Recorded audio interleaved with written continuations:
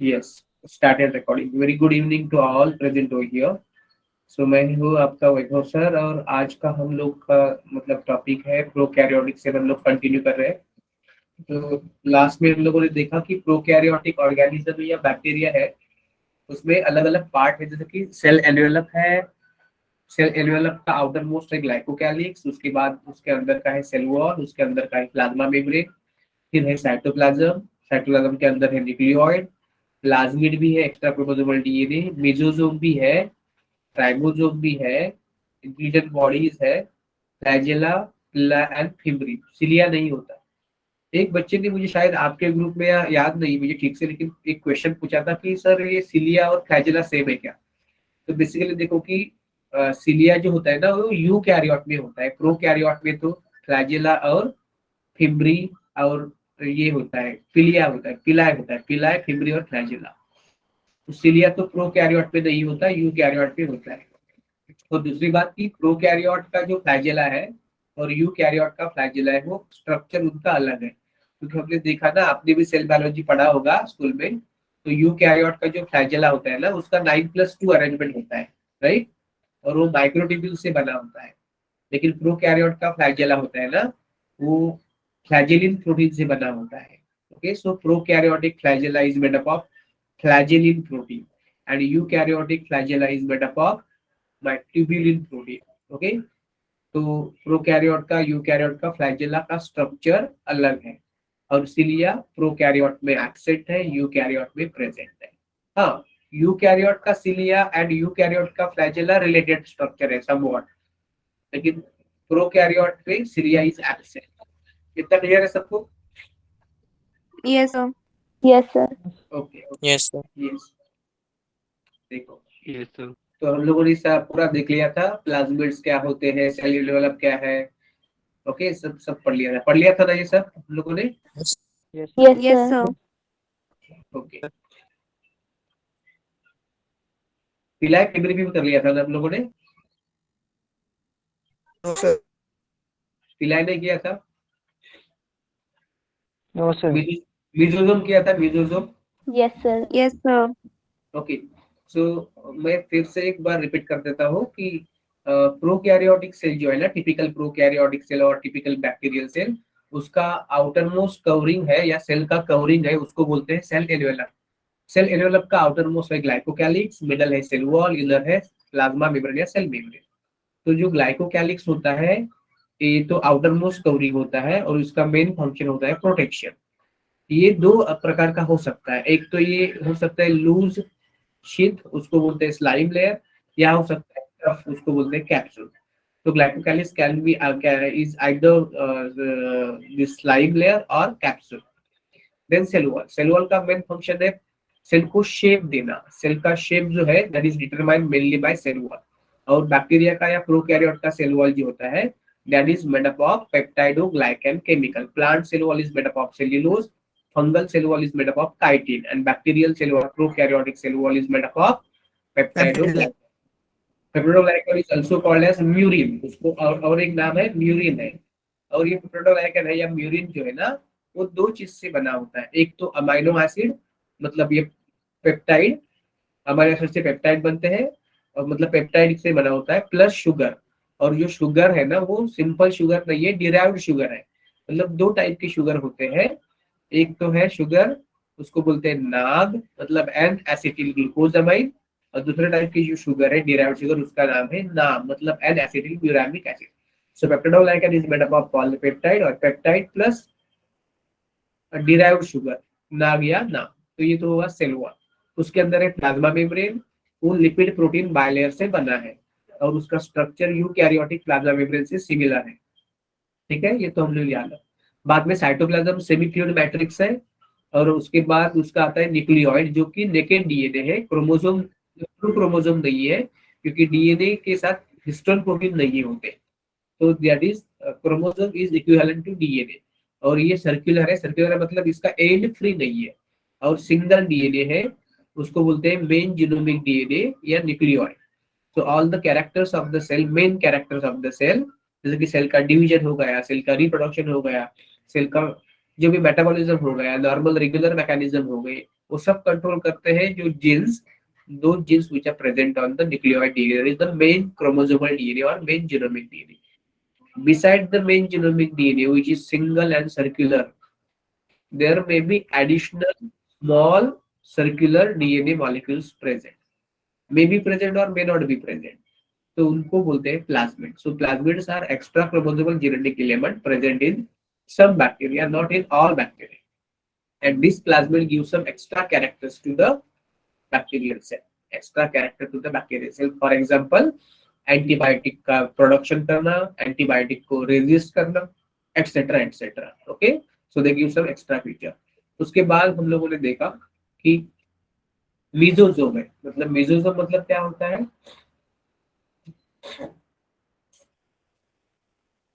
Mesosome मतलब क्या होता है कि ये तो मैंने सेल मेम्ब्रेन ड्रॉ किया है ना, सेल मेम्ब्रेन, और उसके बाहर सेल मेम्ब्रेन के बाहर इन्वेजिनेटेड सेल मेम्ब्रेन. सॉरी, हाँ या very good very good very good बेटा. सो मीजोजोम क्या होते हैं? These are invaginated part of cell membrane. Cell membrane का कुछ हिस्सा अंदर सेल साइटोप्लाज्म की तरफ फोल्ड होता है, so that increases surface area. और ये मीजोजोम का फंक्शन क्या है? इनका फंक्शन है एक तो डीएनए रिप्लिकेशन करना, मतलब डीएनए का डुप्लीकेशन करना, और डुप्लीकेटेड डीएनए जो होते हैं ना उसको, मतलब मेन डीएनए, विच DNA replication, main DNA replication, main DNA, genomic DNA. Plasmid का रिप्लिकेशन तो ये नहीं करते, प्लाज्मिड खुद अपना रिप्लिकेशन करता है. Genomic DNA, main genomic DNA, extra chromosome का या प्लाज्मिड का नहीं, मेन जीनोमिक डीएनए का रिप्लिकेशन ये करता है. और नॉर्मली एक सेल पे एक सेल में एक ही जीनोमिक डीएनए होता है, लेकिन रिप्लिकेशन जब डीएनए का होता है तो एक सेल में दो डीएनए होते हैं, और उसके बाद तुरंत सेल का डिवीजन होता है, so that each cell receive only one copy of the DNA. So that bacteria का कौन सा भी स्पेसीज हो उसमें एक ही मेन डीएनए रहता है. ह्यूमन या एनिमल या प्लांट में ऐसा, हायर ऑर्गेनिज्म या यूकैरियोट में ऐसा नहीं होता. फॉर एग्जांपल ह्यूमन में 46 डीएनए या क्रोमोसोम है, लेकिन सभी बैक्टीरिया में मेन डीएनए है, एक ही है, सिंगल और सर्कुलर है. और उसपे एरोबिक रेस्पिरेशन के एंजाइम्स भी रहते हैं मीजोजोम में. ओके, सो ये तो बोला था ना कल आपको कि एनालॉगस टू माइटोकॉन्ड्रिया, इतना तो क्लियर था ना? Hello, Yes, sir. हाँ, एनालॉगस Yes, sir. मतलब क्या? देखो कि हमारा जो मतलब यूकैरियोट में एरोबिक रेस्पिरेशन कौन करता है? What is aerobic respiration? Can anybody tell me? If you remember, otherwise I tell. जिसमें O2 की प्रेजेंस होती है. सॉरी, या राइट, ऑक्सीजन इन्वॉल्व रहती है. ओके, और कोई बताएगा? सॉरी बेटा, हाँ मेरा तबीयत मतलब ठीक नहीं है, लेकिन मैंने सोचा कि लेक्चर तो लेना चाहिए, नहीं तो आपका थोड़ा सा मिस हो जाएगा, सिलेबस थोड़ा पीछे रहेगा, इसलिए मैंने सोचा कि लेक्चर तो लूंगा, कितना भी हालत खराब हो लूंगा. तो बच्चे मुझे पूछ रहे थे कि यस, सर ऑक्सीजन कैप्सूल पे. आपकी आवाज क्लियर नहीं है. Sir oxygen capsule. आप टाइप कर दो, आपकी आवाज नहीं आ रही है. हेलो,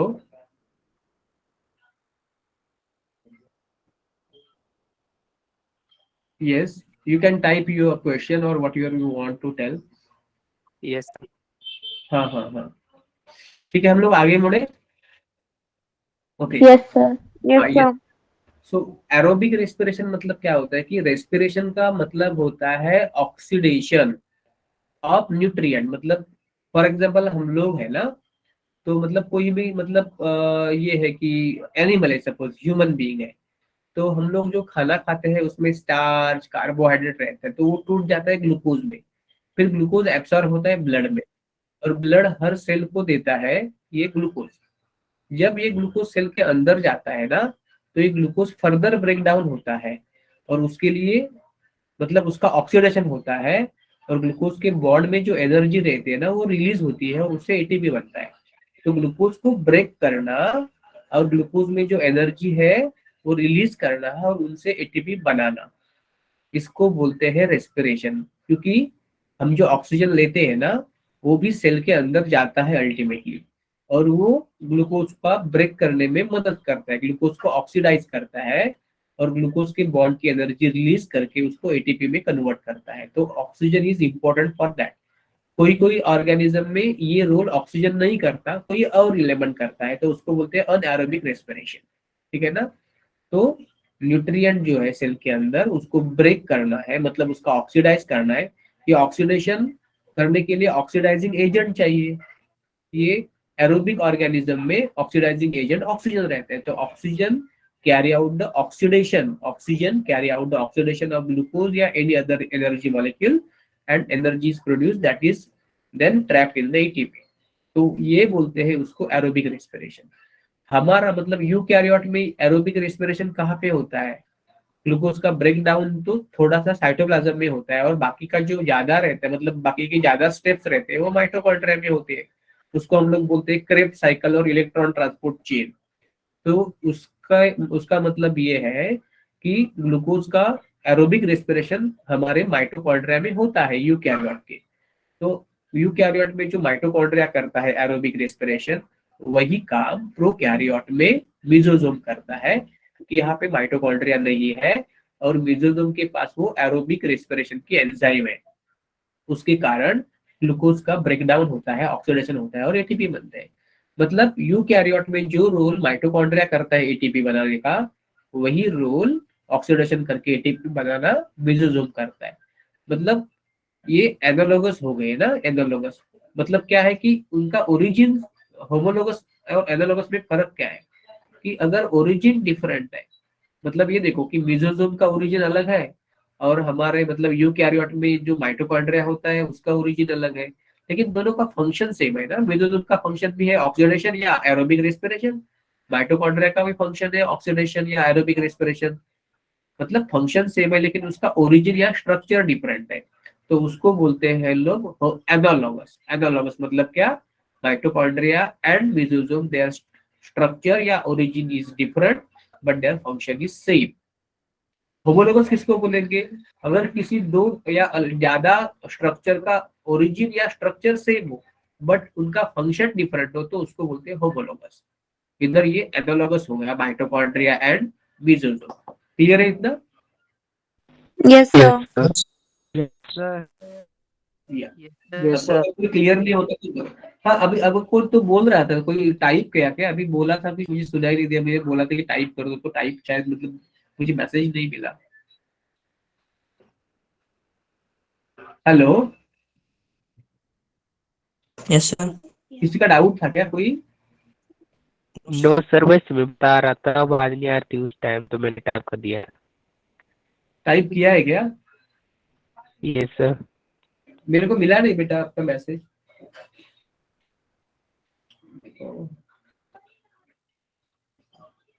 हाँ हाँ, अनुराग बोल रहे हैं आप? हेलो,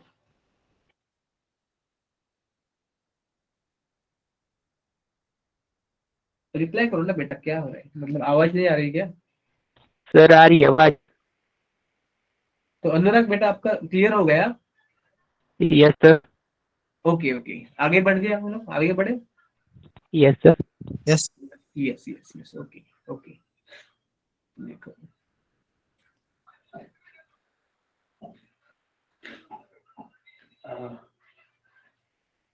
कोई भी आपको समझ नहीं आता ना, तो मैं उनको उसको और भी सिंपल करके बोलूंगा। अगर मतलब आपको कुछ डिफिकल्टी हो तो हाँ प्लीज मुझे बता दीजिए।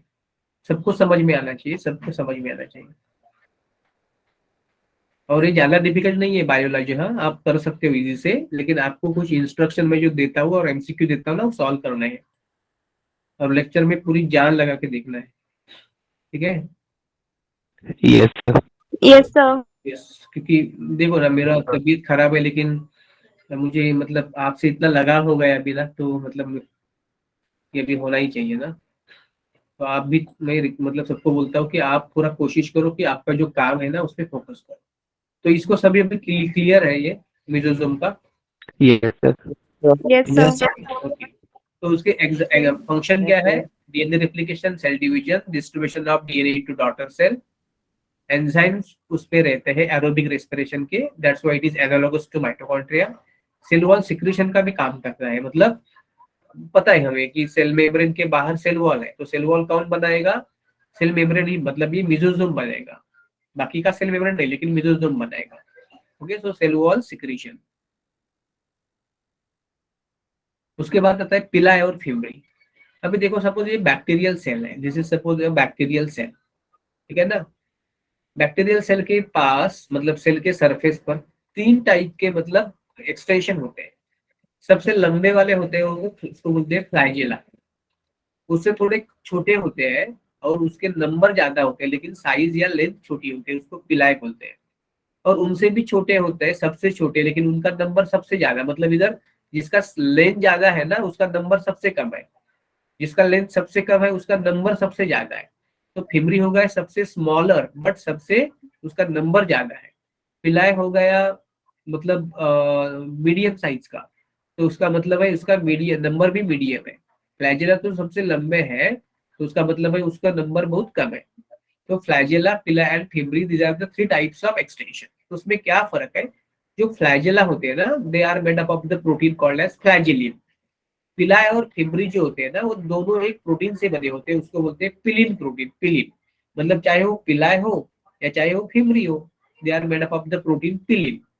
और जो फ्लैजेला है उसका क्या रहता है रोल, फ्लैजेला का तो रोल रहता है लोकोमोशन, मूवमेंट। मतलब फ्लैजेला सब में नहीं रहता, कोई कोई बैक्टीरिया में फ्लैजेला रहता है, कोई बैक्टीरिया में फ्लैजेला नहीं होता। So on the basis of presence और absence of flagella, bacteria are either motile or non-motile. If flagella is present, then the bacterial cell is motile. If the flagella is absent, then the bacterial cell is non-motile. So पिलाय जो है ना, पिलाय भी सभी cell के पास नहीं रहते, कई कुछ सेल के पास पिलाय रहते हैं, कुछ सेल के पास पिलाय नहीं रहते। फिमरी जो होते हैं ना, फिमरी सबसे स्मॉल रहते हैं, ग्लिसल लाइक रहते हैं, और उनका रोल होता है attachment, attachment to the substratum. मतलब अगर कोई पानी का स्ट्रीम हो और उसमें कुछ रॉक्स हो तो रॉक्स पे चिपक जाते हैं बैक्टीरिया, उसको पकड़ के रखते हैं because of the fimbriae. So fimbriae make bacteria to attach to the substratum, ठीक है। और फिलाय और फिमरी दोनों जो है ना वो पिलिन प्रोटीन से बनी होती है, और फ्लैजेला होता है वो फ्लैजेलिन प्रोटीन से बना होता है। क्लियर है सबको? Yes, sir. Yes, sir. Fast हो रहा है क्या बेट पे? Yes, sir. No, sir. No, sir. Cash हो रहा है ना? Yes, sir. Yes, okay sir. Okay okay. Sir. सो ये तो थोड़ा भी एडिशनल इन्फॉर्मेशन दिया। पिलाई का नंबर 1 to 5 होता है पर सेल, और मैंने पिलाई का देखा एक इसमें लिखा है transfer of DNA that is conjugation. ये कॉन्जुगेशन क्या चीज है? देखो इधर मैं लिखता हूँ कॉन्जुगेशन क्या चीज है, इसको हटा दे सकते। सर फ्लैजेला कौन से प्रोटीन बना है? सॉरी, फ्लैजेला कौन से प्रोटीन से बना है क्या होता है? Flagella, yes sir. Flagellin, flagellin. Clear? Yes. देखो अब मैं ये कॉन्जुगेशन लिखा है ना, पिलाई हेल्प इन कॉन्जुगेशन, उसको थोड़ा सा एक्सप्लेन कर देता हूँ शॉर्ट में।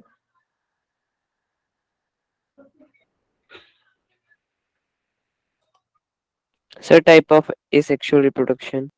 वेरी गुड बेटा, वेरी गुड। देखो बैक्टीरिया में ना, हाँ क्या बोला आपने, type of asexual reproduction?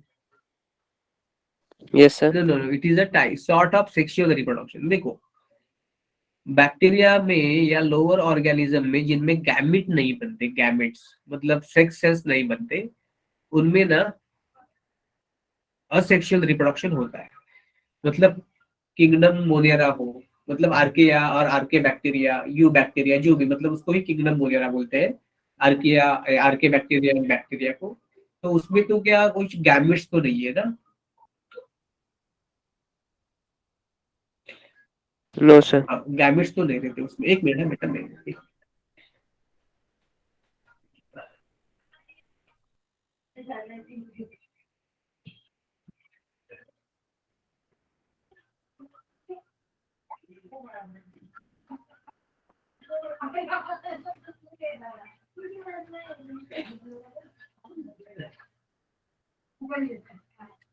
Okay. तो क्या बोल रहा था कि कॉन्जुगेशन का मतलब क्या है, जो समझ रहा था कि जो लोअर ऑर्गेनिज्म है उसमें गैमेट्स नहीं रहते, मेल या फीमेल गैमेट्स, उसमें रिप्रोडक्शन नॉर्मली या मैक्सिमली असेक्सुअल ही रहता है। लेकिन थोड़े से हायर ऑर्गेनिज्म में गैमेट्स रहते हैं और उनमें ये रहता है, मतलब सेक्सुअल रिप्रोडक्शन भी रहता है।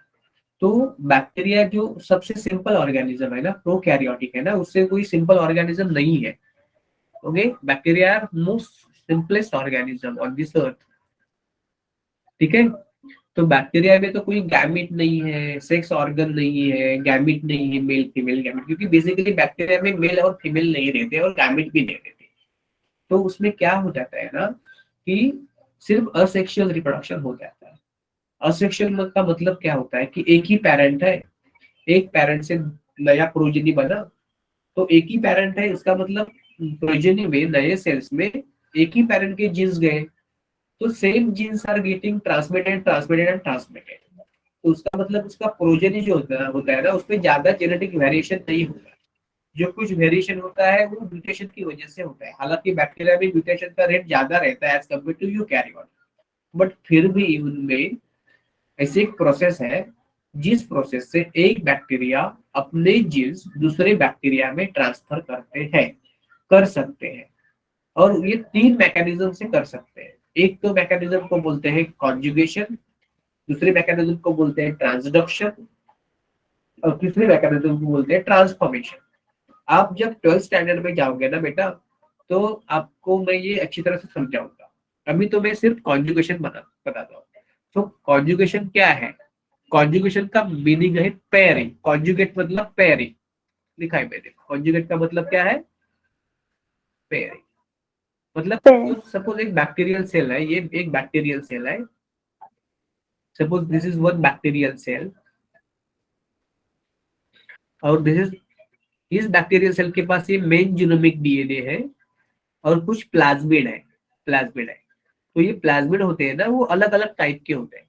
फॉर एग्जाम्पल, अगर किसी प्लाज्मिड पर एंटीबायोटिक प्रोडक्शन का जीन है तो एंटीबायोटिक प्रोड्यूसिंग प्लाज्मिड हो गए। अगर किस प्लाज्मिड पे एंटीबायोटिक का रेजिस्टेंस करने का जीन है तो फिर हो गए एंटीबायोटिक रेजिस्टेंट जीन प्लाज्मिड। या किसी प्लाज्मिड पे होते हैं ट्रांसफर के जीन, मतलब ये प्लाज्मिड अगर उस पे ट्रांसफर जीन है तो एक बैक्टीरिया से वो प्लाज्मिड दूसरे बैक्टीरिया के बॉडी के अंदर, सेल के अंदर जा सकते हैं। तो ये सपोज अगर एक बैक्टीरिया है, उसके अंदर ये जो प्लाज्मिड है, ये प्लाज्मिड ट्रांसफरेबल है, तो उसको बोलते हैं एफ फैक्टर। क्या बोलते हैं उसको? F factor. Factor. F factor. So there are different types of plasmid based on which type of genes are present on them. उनके पास कौन से जीन है उसके अनुसार ये अलग अलग टाइप के होते हैं। तो एफ फैक्टर मतलब, एफ का मतलब होता है फर्टिलिटी। क्या मतलब है उसका?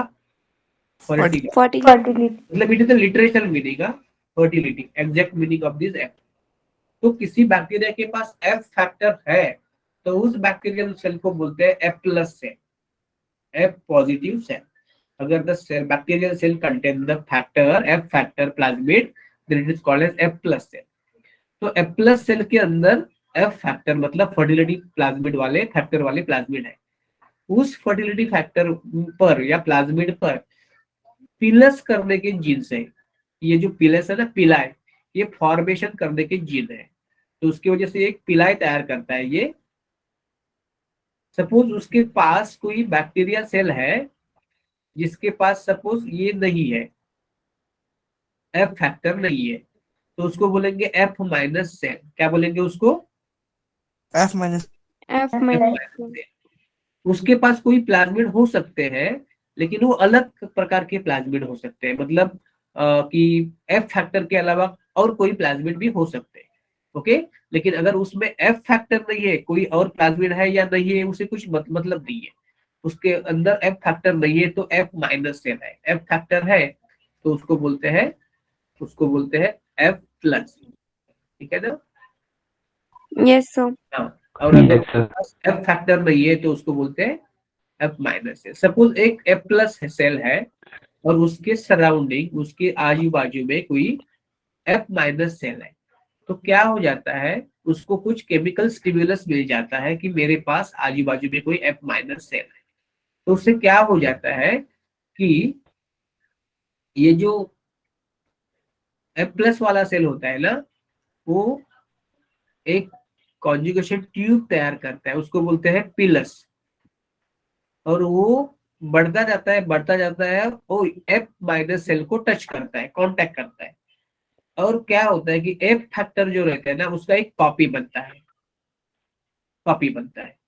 और दूसरा ये जो कॉपी बना, ये कॉपी ये एफ फैक्ट मतलब ये कॉन्जुगेशन ट्यूब से ये इसके अंदर जाएगा और ये बन जाएगा F plus. F F minus के अंदर ये आ गया एफ फैक्टर एफ प्लस से, तो एफ माइनस सेल क्या बनी, एफ प्लस बनी।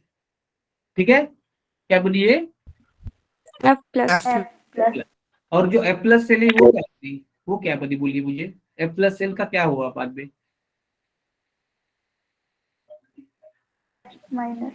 नहीं, एफ माइनस नहीं बनेगी एफ माइनस। F तो plus. क्या हुआ है ना कि एफ फैक्टर का एक कॉपी बना है और उसका कॉपी अंदर गया, तो एफ फैक्टर तो अंदर रहा है, एक कॉपी इसके अंदर रह गया है, एक कॉपी इसके अंदर गया, तो एफ प्लस ही रहता है, लेकिन एफ माइनस एफ प्लस बनता है। Understood? Yes, sir. Yes, Yes, sir. sir. इससे क्या होता है ना कि एक बैक्टीरिया अपने प्लाज्मिड मतलब एफ फैक्टर दूसरे बैक्टीरिया को दे सकते हैं, इसलिए उसको बोलते हैं ट्रांसफर ऑफ डीएनए। मतलब सपोज इसके पास कोई जो जीन्स नहीं था, पहले एफ फैक्टर नहीं था, तो वो वाला एक्स्ट्रा कैरेक्टर नहीं था एफ फैक्टर वाला, अभी उसके पास एफ फैक्टर आ गया है तो वो वाला उसके पास एक्स्ट्रा कैरेक्टर बन गया है। तो ये होता है। और इसका इसका यूज क्या है कॉन्जुगेशन का? इसका यूज किसी ने तो मुझे पूछा था, हाँ आपने नहीं, दूसरे बैच में, क्योंकि उस दूसरे बैच में मैंने पूरा किया कल। तो एफ फैक्टर है ना उसका मतलब कॉन्जुगेशन का यूज है इवोल्यूशन ऑफ बैक्टीरिया की इवोल्यूशन में ये मदद करता है, क्योंकि एक सेल में कोई एक्स्ट्रा कैरेक्टर है तो दूसरे सेल को दे सकता है वाया प्लाज्मिड, इसलिए बोलते हैं ये सेल का इवोल्यूशन हो गया, उसको अच्छे कैरेक्टर मिल गए। ठीक है, क्लियर है? Yes, Yes, sir. Yes, sir. Yes, sir. Yes, sir. इसका दूसरा मतलब क्या है कि पिलाई जो है ना, पिलाई वो हर बैक्टीरिया में नहीं रहता। जिस बैक्टीरिया के पास एफ फैक्टर रहता है, मतलब जो भी एफ प्लस सेल रहती है उसके पास सिर्फ पिलाई होता है, जो एफ प्लस सेल नहीं है उसके पास पिलाई नहीं होता। Done? Yes, Yes, sir. sir. और फिब्री जो है ना वो शॉर्टर या थिनर है, अनथिनर है, और उसका नंबर बहुत सारा होता है, मतलब 300 तो 400 नंबर, ये तो मतलब याद रखना कोई जरूरी नहीं है। ठीक है ना? अनुराग आपने हैंड रेज किया। सर एंटीबायोटिक और सिम्बायोटिक में क्या डिफरेंस होता है? सॉरी, एंटीबायोटिक और सिम्बायोटिक्स में क्या डिफरेंस होता है? बायोटिक मतलब क्या है बेटा? बायोटिक का मतलब क्या है? बायोटिक का देखो, एंटी मतलब अगेंस्ट, बायोटिक मतलब लाइफ। एंटीबायोटिक ऐसे केमिकल होते हैं ना, मतलब जो बैक्टीरिया या फंगस तैयार करते हैं, फंगा या बैक्टीरिया तैयार करते हैं एंटीबायोटिक। और ये जो एंटीबायोटिक होते हैं ना, अगर सपोज एक किसी बैक्टीरिया तैयार कर रहा है तो इसका मतलब है दूसरा कोई बैक्टीरिया उससे मर सकता है। ओके, दूसरा कोई बैक्टीरिया Yes, sir. उससे मर सकता है, तो it is against the life of another bacteria. Understood? और Yes, sir. For human being they are pro life. Pro life मतलब क्या कि सपोज कोई इन्फेक्शन हो गया है ना और उसमें बैक्टीरिया है, तो बैक्टीरिया को कैसे मारते हैं? एंटीबायोटिक से। तो सपोज आपने एंटीबायोटिक लिया, मतलब लेबोरेटरी में, ये इंडस्ट्री में एंटीबायोटिक बना, कैसे बना? वो लेबोरेटरी में इंडस्ट्री में क्या किया कि बैक्टीरिया को ग्रो किया, जो बैक्टीरिया एंटीबायोटिक तैयार करते हैं, मतलब जिन बैक्टीरिया के पास एंटीबायोटिक प्रोडक्शन करने वाले ये होते हैं, मतलब प्लाज्मिड होते हैं, वैसे बैक्टीरिया को लेबोरेटरी में या इंडस्ट्री में ग्रो करते हैं और उनसे वो एंटीबायोटिक बनवाते हैं, फिर वो एंटीबायोटिक देते हैं लोगों को। और डिसीज कॉजिंग बैक्टीरिया है ना, अगर उनके पास एंटीबायोटिक तैयार नहीं होता या सेंसिटिव है तो उससे वो मर जाते हैं। Yes Ashish Kumar. Hello sir. हाँ बोलिए। सर ये जो 70 सॉरी 80 आपने लिखा हुआ है, ये क्या होता है? अब बताऊंगा ना बेटा, मैं अभी इस पे पॉइंट पे आया नहीं, मैं जो वो बात कर रहा हूँ उस पे ध्यान दे बेटा, अभी मैं इस पे आया नहीं है राइबोसोम पे। तो एंटीबायोटिक का क्लियर है सबको? Yes, sir. Yes, sir. Antibiotic मतलब अगेंस्ट, बायोटिक Yes, sir. मतलब लाइफ। मतलब एक बैक्टीरिया तैयार किया, दूसरे प्रकार के बैक्टीरिया को किल कर रहा है, तो against the life of different type of bacteria या fungi. Okay, Yes, sir. Yes, sir. उसके बाद राइबोसोम। देखो राइबोसोम ऐसे ऑर्गेनेल है वो प्रोकैरियोट में भी है और यूकैरियोट में है। और ribosome is a non membrane bound, membrane उसको कवर नहीं है मेम्ब्रेन का, वो मेम्ब्रेन से बंधा नहीं है। और प्रोकैरियोट में जो राइबोसोम होते हैं ना, या बैक्टीरिया में वो होते हैं स्मॉलर, ये होता है स्मॉलर। और यूकैरियोट में होते हैं ना, यूकैरियोट में वो होते हैं लार्जर। वो क्या होते हैं? Larger ribosome. ये स्मॉलर राइबोसोम जो है ना बैक्टीरिया के साइटोप्लाज्म में जो ये राइबोसोम रहता है, वो बैक्टीरियल सेल है, उसमें ये राइबोसोम है, तो स्मॉलर होते हैं, मतलब वो 70S से होते हैं। 70S क्या है मैं बताऊंगा। और ये 70S जो है ना, वो 2 सब यूनिट से बना होता है। एक होता है स्मॉल सब यूनिट, दूसरा होता है लार्ज सब यूनिट। स्मॉल सब यूनिट बनता है 30S से और लार्ज सब यूनिट होता है 50S से। लेकिन जब दोनों एक साथ जुड़ जाते हैं ना, स्मॉल और लार्ज, तो ये वैसे तो 50 + 30 80 होना चाहिए ना, लेकिन वो 80 नहीं बनता, 70 बनता है। ये एडिटिव नहीं है, दीज आर नॉट एडिटिव, मतलब एडिशन नहीं होता इधर। तो 30 स्मॉल सब यूनिट है, मतलब ये राइबोसोम है ना, तो ये स्मॉल सब यूनिट है और ये लार्ज सब यूनिट है। स्मॉल सब यूनिट प्रोकैरियोट में होता है 30S और लार्ज सब यूनिट होता है 50S प्रोकैरियोट में, और होल मिला के होता है 70S। यूकैरियोट की बात की तो स्मॉल सब यूनिट होता है 40S और लार्ज सब यूनिट होता है 60S। और जब ये जुड़ जाते हैं और कंप्लीट राइबोसोम यूकैरियोट का बन जाता है, तो वो होता है 80S। क्या होता है ये? 80S होता है। इधर 100S नहीं होता। उसमें S क्या है? S का मतलब है Svedberg unit. Svedberg unit. Svedberg एक साइंटिस्ट थे, उन्होंने क्या किया कि सेल का एक्सट्रैक्शन कर लिया, सेल का जो सेल ले लिया ऑर्गेनिज्म का, और उसमें से हर ऑर्गेनेल की अलग किया। मतलब न्यूक्लियस को अलग किया, राइबोसोम को अलग किया, माइटोकॉन्ड्रिया को अलग, हर ऑर्गेनेल को अलग किया। प्रोकैरियोट के भी किया और अलग अलग टेस्ट ट्यूब में यूकैरियोट के हर ऑर्गेनेल को अलग किया। और सपोज ये लिए राइबोसोम, टेस्ट ट्यूब के अंदर क्या लिया? सपोज राइबोसोम ले लिया। ये सॉल्ट सॉल्यूशन है, उसके अंदर ले लिया राइबोसोम। क्या ले लिया? राइबोसोम। राइबोसोम। राइबोसोम को अभी स्टैंड किया, ये टेस्ट ट्यूब ऐसे ही रहने दी, उसको डिस्टर्ब नहीं किया, स्टैंड में डाला और उसे खड़ा किया टेस्ट ट्यूब को। तो उसके बाद जितना टाइम लेते हैं ना राइबोसोम सेटल होने में, उस टाइम को बोलते हैं सेडिमेंटेशन कोएफिशिएंट। क्या बोलते हैं? Sedimentation coefficient. ये किस पे डिपेंड होता है? ये किसी भी चीज या मॉलिक्यूल या ऑर्गेनेल के मॉलिक्यूलर वेट पे डिपेंड होता है। मतलब अगर वो हेवी है ना, तो ज्यादा पहले वो नीचे जाके बैठेगा बॉटल के नीचे, मतलब टेस्ट ट्यूब के नीचे, वो सेडिमेंट जल्दी होगा। अगर उसका वेट कम है ना, तो उसको टाइम लगेगा सेटल होने में, ग्रेविटी से सेटल होता है ना। अच्छा। सॉरी। तो इसका मतलब है कि हर ऑर्गेनेल जो है ना, उसका ये सेडिमेंटेशन कोएफिशिएंट, मतलब सेटलिंग टाइम अलग अलग होता है। तो उसी चीज से बनता है सेडिमेंटेशन कोएफिशिएंट। उसका यूनिट है Svedberg unit. What is the unit of sedimentation coefficient? Svedberg unit. और बैक्टीरियल राइबोसोम का कितना है Svedberg unit? S for Svedberg unit कितना है?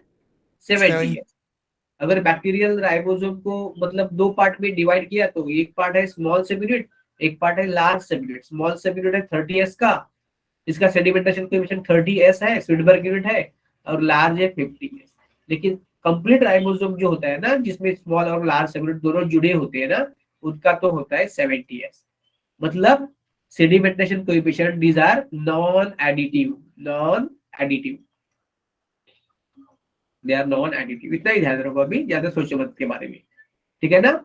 और यूकैरियोट का 80S। तो बैक्टीरिया में साइटोप्लाज्म के अंदर, या ये जो मेम्ब्रेन है, तो मेम्ब्रेन के पास और साइटोप्लाज्म के अंदर, मेम्ब्रेन के पास और साइटोप्लाज्म के अंदर क्या रहता है? ये राइबोसोम रहता है। यूकैरियोटिक सेल में 80S रहता है। अभी देखो कि ये जो 70S वाला राइबोसोम है ना, 70S वाला राइबोसोम मतलब 30 + 50, वो किसमें पाया जाता है? ये पाया जाता है बैक्टीरिया में या प्रोकैरियोट में। और ये यूकैरियोट में भी पाया जाता है, लेकिन यूकैरियोट में जो क्लोरोप्लास्ट रहता है ना, मतलब प्लास्टिड बोलते हैं उसको, प्लास्टिड, और माइटोकॉन्ड्रिया। उसमें यूकैरियोट के माइटोकॉन्ड्रिया में और प्लास्टिड मतलब क्लोरोप्लास्ट में 70s राइबोसोम रहता है। और यूकैरियोट का जो साइटोप्लाज्म है ना, ये यूकैरियोट के साइटोप्लाज्म में रहता है, cytoplasm of eukaryote, cytoplasm of eukaryote. और ये किस पे रहता है, और ये रहता है एंडोप्लाज्मिक रेटिकुलम पर। हमने देखा था कि एंडोप्लाज्मिक रेटिकुलम होली मतलब भी देखना है, आपने देखा होगा कि एआर दो टाइप के होते हैं ना, एक स्मूथ और दूसरे रफ, पता है ना आपको? यस हाँ, Yes, sir. तो जो रफ एंडोप्लाज्मिक रहते हैं ना, उनके सरफेस के ऊपर एटीएस रहते हैं। मतलब यूकैरियोट में दोनों टाइप के राइबोसोम होते हैं, 70s या 80s। 70s तो रहते हैं उसके ऑर्गेनेल में, जैसे कि प्लास्टिड में या माइटोकॉन्ड्रिया में, और 80s उनके साइटोप्लाज्म में रहते हैं या एंडोप्लाज्मिक रेटिकुलम पे, मतलब आरईआर पे रहते हैं। लेकिन बैक्टीरिया में तो सिर्फ 70s ही रहते हैं, 70s ही सिर्फ। इतना क्लियर है सबको? Yes sir. Yes sir. उसके बाद आ गया फ्लैजेला। फ्लैजेला तो मैंने भी बोला कि ये फ्लैजेलिन प्रोटीन से बना होता है, और सिंगल इसका कोई जरूरत नहीं है, भूल जाओ, इतना ज्यादा जरूरत नहीं है आपको, it is not required. Smaller and thinner than eukaryote का जो फ्लैजेला है वो जरा थिक होता है और बड़ा होता है, लेकिन प्रोकैरियोट का फ्लैजेला छोटा होता है। ठीक, देखो कि सपोज ये यूकैरियोटिक सेल है ना, यूकैरियोटिक सेल है, इसका ये मेम्ब्रेन है, तो यूकैरियोट का फ्लैजेला इधर होगा ना, सपोज इधर फ्लैजेला है ना, सपोज इधर फ्लैजेला है, तो सपोज इधर फ्लैजेला है यूकैरियोट का, इधर क्या है, फ्लैजेला है। तो यूकैरियोट के फ्लैजेला को यूकैरियोट का जो मेम्ब्रेन होता है ना, वो कवर करता है, मेम्ब्रेन कवर करता है, ठीक है। सो plasma Yes, membrane sir. Cover the flagella eukaryotic. लेकिन प्रोकैरियोट में ऐसा नहीं है, प्रोकैरियोट में ये यूकैरियोटिक हो गया flagella, eukaryotic flagella which is covered by the plasma membrane. Eukaryotic flagella हो गया, इधर बनाया मैंने। प्रोकैरियोटिक फ्लैजेला होता है ना, सपोज ये प्रोकैरियोटिक सेल है, तो प्रोकैरियोटिक सेल में flagella is not covered by plasma membrane, flagella को प्लाज्मा मेम्ब्रेन कवर नहीं करता। दूसरी बात, ये जो यूकैरियोट का फ्लैजेला है ना, उसकी मूवमेंट अलग होती है और प्रोकैरियोट की मूवमेंट अलग होती है। मतलब मैं अभी दिखा रहा हूँ कैसी मूवमेंट होती है, मैं ये देख सकते हैं ना आप, देखो कि ये जो मूवमेंट है ना, ये मूवमेंट, ये वाली मूवमेंट, ये वाली मूवमेंट, ये कैसी मूवमेंट है, 360 डिग्री मूवमेंट है ना, ये कैसी डिग्री मूवमेंट है, Yes, sir. 360 मूवमेंट है, मतलब रोटेटरी मूवमेंट। तो प्रोकैरियोट का फ्लैजेला जो है ना, वो ऐसे 360 या रोटेटरी मूवमेंट करते हैं, लेकिन यूकैरियोट का फ्लैजेला ऐसे नहीं करता, वो सिर्फ ऐसी मूवमेंट करता है, ऐसी ऐसे करता है, ऐसी करता है। सपोज ये है फ्लैजेला, तो ऐसी करता है, ऐसी, देख रहे हैं आप, ऐसी मूवमेंट करता है, मतलब 180 डिग्री, 180। वो ऐसे घुमाता नहीं है, ये घूमता कौन है, घूमता कौन है, प्रोकैरियोटिक फ्लैजेला, 360 रोटेशन। और सिर्फ ये रोटेशन कौन करता है, ऐसा रोटेशन मूवमेंट कौन करता है, सो यूकैरियोटिक फ्लैजेला की मूवमेंट होती है 180 डिग्री, और प्रोकैरियोट की मूवमेंट रहती है 360 डिग्री। ओके, इधर मैं लिखता डिग्री, डिग्री डिग्री डिग्री, और इधर मैं लिखता हूँ यूकैरियोट की मूवमेंट होती है, यूकैरियोट की मूवमेंट होती है, यूकैरियोटिक फ्लैजेला की 180 डिग्री। डिफरेंस क्लियर है? Yes sir. Yes, sir. Yes sir. Okay, तो इसका मतलब है फ्लैजेला जो है ना, एक तो प्रेजेंट रहता है या एब्सेंट रहता है। अगर एब्सेंट हुआ तो बैक्टीरिया नॉन मोटाइल, प्रेजेंट रहे तो बैक्टीरिया मोटाइल। फ्लैजेलिन प्रोटीन से बनता है, स्मॉलर है, थिनर है यूकैरियोटिक फ्लैजेला से। और यूकैरियोटिक फ्लैजेला में जो फ्लैजेला रहता है वो that is covered by plasma membrane, it is a plasma membrane. But prokaryote में that is not covered by plasma membrane, इसको ही बोलते हैं मेम्ब्रेन शीट। शीट मतलब कवरिंग, मेम्ब्रेन मतलब प्लाज्मा मेम्ब्रेन। क्लियर सबको? Yes, yes yes, sir. sir. और Yes, दूसरी sir. बात यही प्रोकैरियोटिक यस सर। फ्लैजेला, हाँ, प्रोकैरियोटिक फ्लैजेला का स्ट्रक्चर कैसे बनता है। So it is structure of the prokaryotic flagella is made up of number 1 basal body, number 2 hook, और नंबर 3 फिलामेंट। 3 पार्ट है, बेसल बॉडी है, हुक है और फिलामेंट है, इतना ही याद रखना है। प्रोकैरियोटिक फ्लैजेला में क्या होता है, बेसल बॉडी, हुक और filament. Clear? Yes, sir. Yes, sir. Yes, sir. Yes, good. अभी लास्ट पार्ट पे आ गए हम लोग प्रोकैरियोट सेल में। एक मिनट,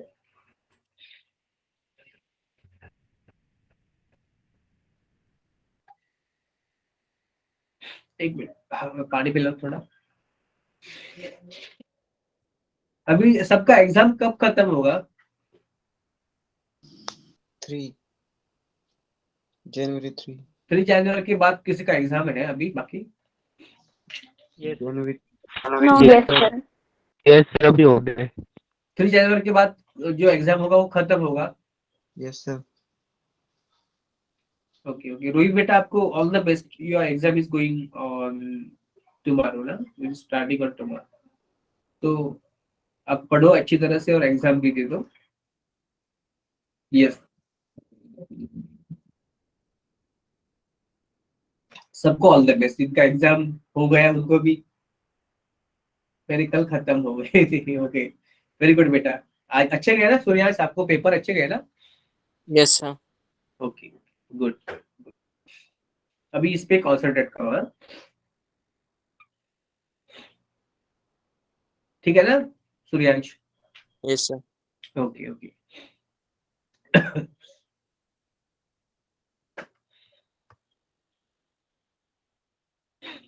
ठीक है, उसके बाद जो होता है वो होता है इंक्लूजन बॉडी। मतलब प्रोकैरियोट के साइटोप्लाज्म के अंदर क्या क्या पाया हमने?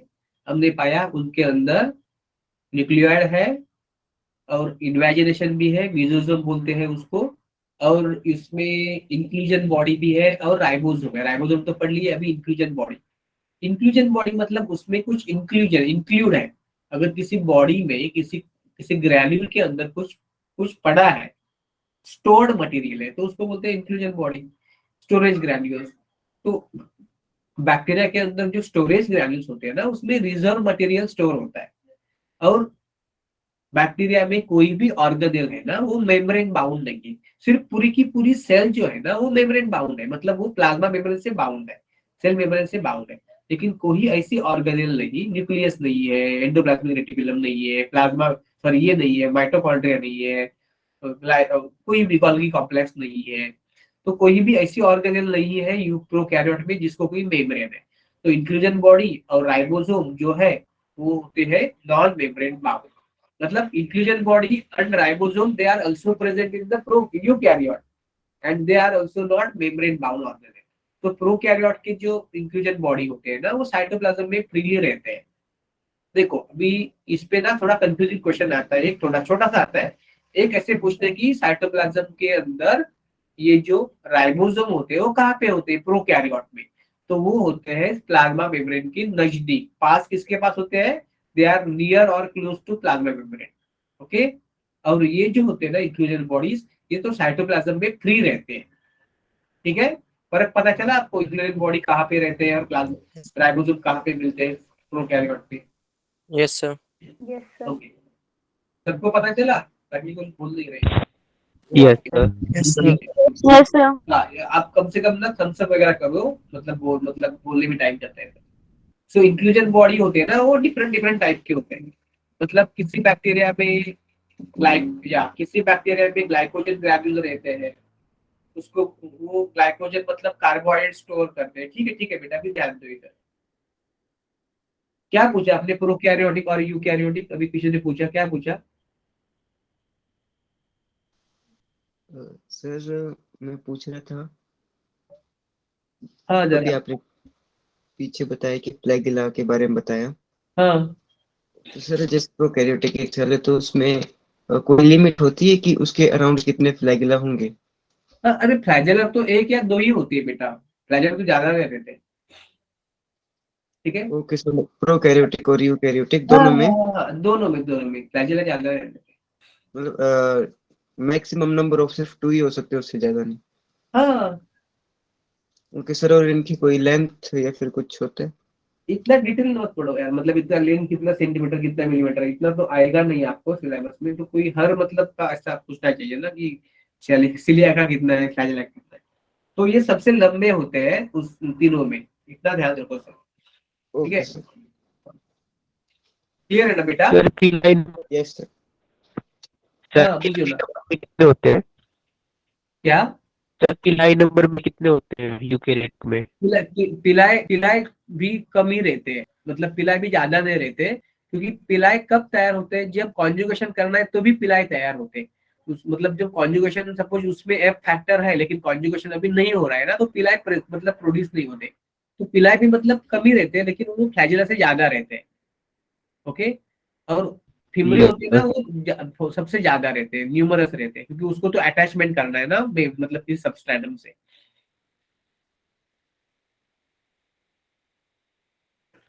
ठीक है। कौन से सबसे यस ज्यादा रहते हैं सर? हाँ, आपने बताया भी कौन से सबसे ज्यादा रहते हैं?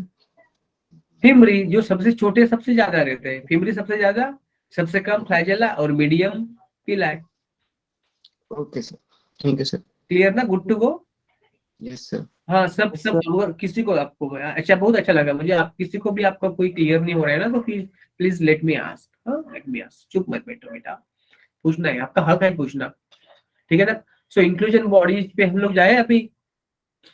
Yes, sir. Yes Yes, sir. sir. या बेटर। सो इंक्लूजन बॉडी मतलब क्या, जिसमें कोई ना कोई मटेरियल छुपा मतलब भरा होता है, वो बैक्टीरियल के सेल के अंदर होता है, और ये भी मेम्ब्रेन बाउंड नहीं है, और साइटोप्लाज्म में फ्रीली प्रेजेंट रहता है। तो अगर उसके पास ग्लाइकोजन है तो उसको बोलते हैं glycogen granule.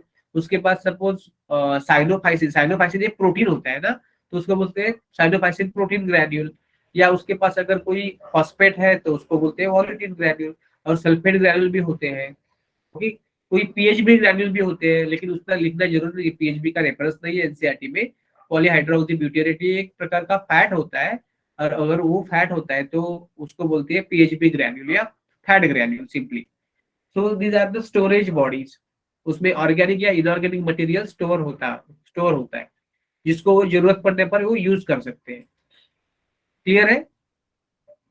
Yes, sir. Yes, sir. Sir देखो अभी हाँ, सर ये तो रिजर्व फूड की तरह हो गया। सॉरी, सर ये तो रिजर्व फूड की तरह हो गया। क्लियर? आवाज कट रही है बेटा। सर ये तो रिजर्व फूड की तरह है। आप टाइप कर लो बेटा, आपका आवाज ना मतलब वो नहीं हो रहा है। Yes, I'm just getting your messages. Yes, yes. अनुराग ना बेटा, आप बोल रहे थे? Yes sir. हाँ, टाइप करो बेटा।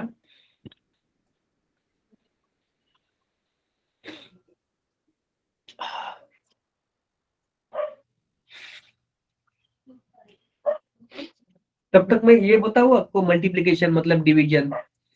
Yes, sir. तो Yes, sir. ये होता है ना, एक बैक्टीरियल सेल डिवाइड होता है और दो बैक्टीरिया बन जाते हैं, आपको पता है। तो उसको बोलते हैं हम लोग अमाइटोसिस। अमाइटोसिस और माइटोसिस में क्या होता है कि दोनों में सेम क्या है, माइटोसिस अमाइटोसिस में, तो एक सेल से दो सेल बनते हैं, ये तो सेम है। लेकिन माइटोसिस में स्पिंडल फाइबर तैयार होता है, लेकिन अमाइटोसिस में स्पिंडल फाइबर तैयार नहीं होता। और माइटोसिस में क्या होता है कि डीएनए जो होते हैं ना, वो कंडेंस हो जाते हैं, कॉइल्ड हो जाते हैं, उसका क्रोमोसोम बनता है। लेकिन अमाइटोसिस में डीएनए होता है, उसका फर्दर ज्यादा कॉम्पैक्शन या कंडेंसेशन नहीं रहता है। तो और अमाइटोसिस में क्या होता है, पहले तो ये न्यूक्लियोइड है ना, न्यूक्लियर कंटेंट, मतलब ये जो कंटेंट है ना, ये न्यूक्लियर कंटेंट है, सपोज न्यूक्लियर कंटेंट, वो कंस्ट्रिक्ट हो जाएगा। कंस्ट्रिक्ट मतलब ये ऐसे हो जाएगा, कंस्ट्रिक्ट हो जाएगा इसे, कंस्ट्रिक्ट। और उसके बाद साइटोप्लाज्म है ना, वो साइटोप्लाज्म में ऐसे कंस्ट्रिक्ट हो जाएगा, कंस्ट्रिक्ट हो जाएगा, और दो सेल बनेंगे, दो न्यूक्लियोइड बनेंगे, दो सेल बनेंगे अल्टीमेटली। ठीक है ना?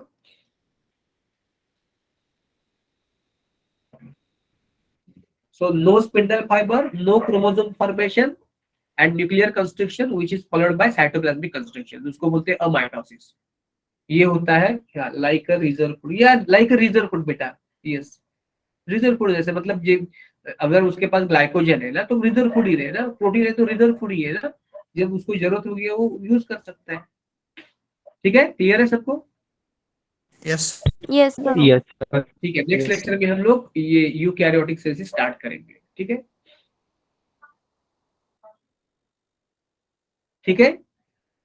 Yes, sir. Yes, Yes, Yes. sir. Yes, sir. Okay, good night to you. Yes, sir. Good night, good night. आपका Good लेक्चर night, भी sir. है ना, Good लेट night. हो जाओ, आपका lecture. Good night, sir. Good night, sir. Yes, good night सबको, good night.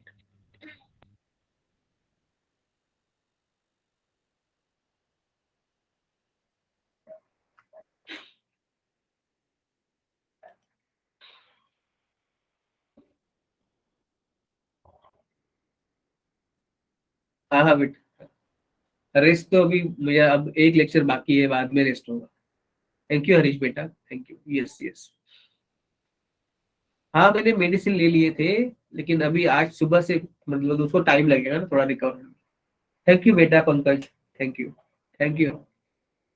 आपका तो प्यार इतना है ना, तो मुझे रह नहीं जाता कि लेक्चर के लिए, ठीक है ना। तो thank you for having student like you, thank you, thank you. Okay bye, मुझे अभी दूसरा लेक्चर भी स्टार्ट करना है ना। Thank you, thank you.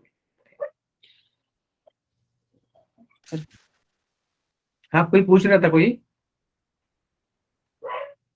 Yes, कोई पूछना है क्या? हेलो, नहीं ना, एंड कर दूं? Yes yes yes yes. India में क्या कोरोना, क्या कोरोना वापिस आ गया है। कोरोना की अभी फिलहाल ठीक है, ठीक है बेटा, आप भी अभी लेट हो जाओ, और एक दो मिनट में आप दूसरा मिनट मतलब लेक्चर भी आपका होगा ना 10 बजे वाला, ठीक है। Good night, bye bye, thank you.